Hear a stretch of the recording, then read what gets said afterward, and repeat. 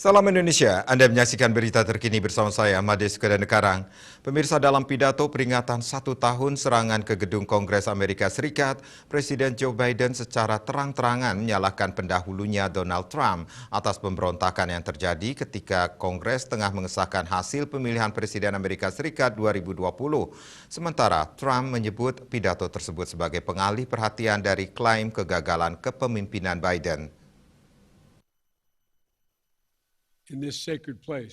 Sudah 1 tahun sejak para pendukung Donald Trump menyerbu gedung Kongres AS Capitol ketika para anggota Kongres sedang mensertifikasi hasil pemilihan Presiden AS tahun 2020 yang dimenangkan Joe Biden.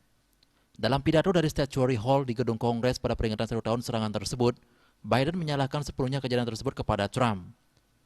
Biden juga menyalahkan Trump atas apa yang disebut Partai Demokrat sebagai kebohongan besar bahwa pemilu tahun 2020 telah dicuri, yang terus disebarluaskan oleh sang mantan presiden dan beberapa anggota Partai Republik hingga saat ini.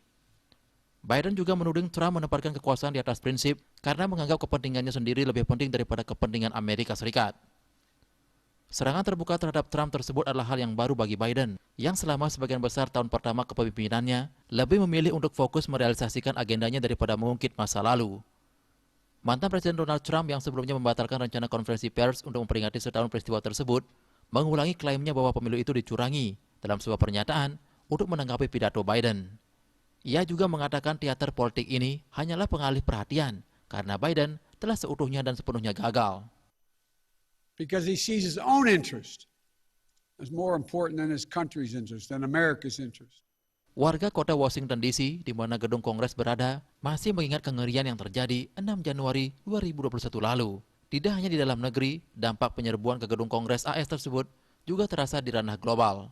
Rival AS seperti Rusia dan Tiongkok menggunakan peristiwa itu sebagai alat untuk membela sistem non-demokratis yang mereka anut.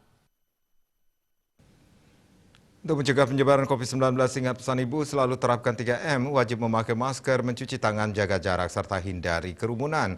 Dengan penerapan perilaku 3M, Indonesia segera terbebas virus corona menuju Indonesia maju. Update terus informasi Anda dengan subscribe dan like YouTube channel Bali TV @newsbalitv. Tetaplah bersama Bali TV. Salam Indonesia.